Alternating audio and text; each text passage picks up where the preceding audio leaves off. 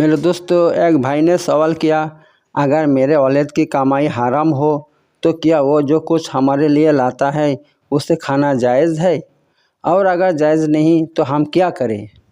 क्योंकि हमको तो उस घर में ही रहना पड़ता है। हम कहाँ से खाएं? तो उसका जवाब तो ये है कि अगर औलाद की कमाई हराम हो तो ज़रूरी है कि उसे समझाया जाए। अगर हो सके तो उसे खुद ही समझाओ या ऐसे अहले इल्म से मदद लो जो उसे कायल कर सके, या उसके दोस्त अहबाब से मदद लो जो उसे कायल कर सके, और वो उस हराम कमाई से परहेज़ करे। और अगर ऐसा मुमकिन ना हो तो तुम बक़दर ज़रूरत उससे खा सकते हो। उस हालत में तुम्हें कोई गुनाह नहीं होगा, लेकिन ज़रूरी है कि ज़रूरत से ज़्यादा ना लो, क्योंकि जिसका कमाई हराम है वो खाना भी हराम है। तो ये है बात। मेरे दोस्तों, हराम कमाई की बहुत से बुराई है, बहुत से बुराई है।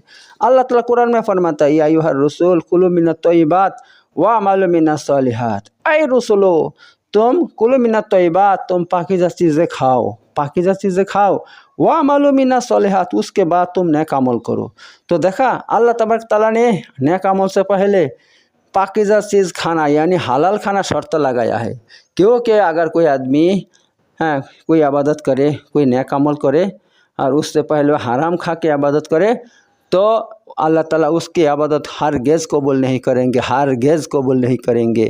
क्योंकि एक बार मूसा अलैहिस्सलाम अल्लाह से बात करने के लिए तूर पहाड़ में जा रहा था, और रास्ते में देखा कि एक आदमी पास में बैठ के दुआ कर रहा है अल्लाह से, या अल्लाह मुझे ये दे दे, या अल्लाह मुझे ये दे दे। दो हाथ आसमान की तरफ उठा के अल्लाह से मांग रहा था, या अल्लाह मुझे ये दे दे, या अल्लाह मुझे वो दे दे। इतना ऐसा आजिज़ी इनके के साथ मांग रहा था, ऐसा मांग रहा था कि अल्लाह उसको ज़रूर देगा, ज़रूर देगा। उसकी दुआ देखकर ऐसा पता चलता है कि अल्लाह उसको खाली हाथ कभी नहीं लौटाएगा। मगर हज़रत मूसा अलैहिस्सलाम जब तूर पहाड़ में गया, अल्लाह से बहुत से बातें किया, फिर ये भी बताया अल्लाह तबारक ताला, मैंने देखा रास्ता में एक आदमी को, वो आपसे दुआ कर रहा था, आपसे बहुत कुछ मांग रहा था, तो क्या उसका दुआ कबूल हुआ? आपने उसका दुआ कबूल किया? तो अल्लाह ताला फरमाया, या मूसा, अगर ये अपने ज़िंदगी भर मुझसे दुआ करे, जब तक मौत ना आ जाए तब तक दुआ करे, फिर भी मैं उसका दुआ कबूल नहीं करूँगा। क्योंकि यह आदमी हराम खाते हैं और हराम पहनते हैं, उसके पेट में हराम है, और जो लिबास पहना हुआ वो भी हराम का है।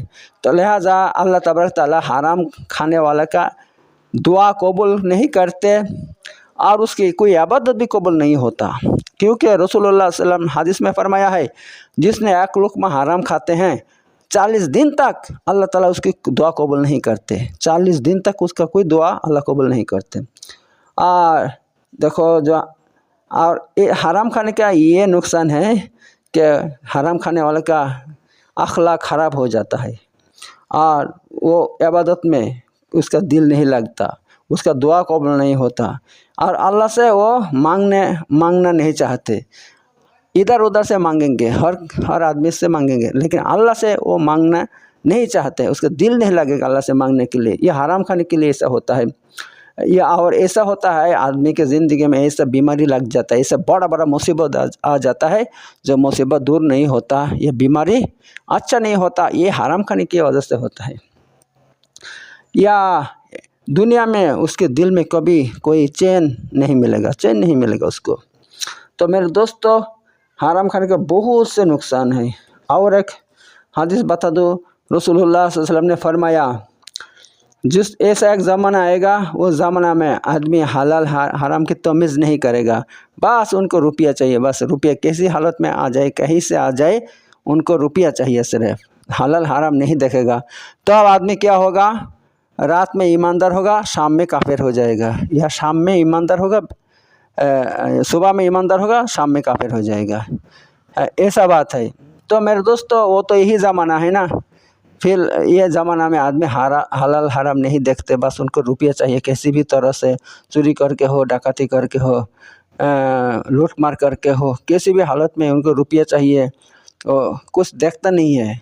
तो मेरे दोस्तों ये बात है, हलाल अगर आप हराम खाओगे तो आपका दुनिया भी बर्बाद और आखिरत भी बर्बाद हो जाएगी मेरे दोस्तों, ऐसा बात है। तो अल्लाह तबारक तआला हम सबको हलाल खाने की तौफीक दे। आमीन आमीन। व आखिर दवाना अनिल हम्दुलिल्लाहि रब्बिल आलमीन।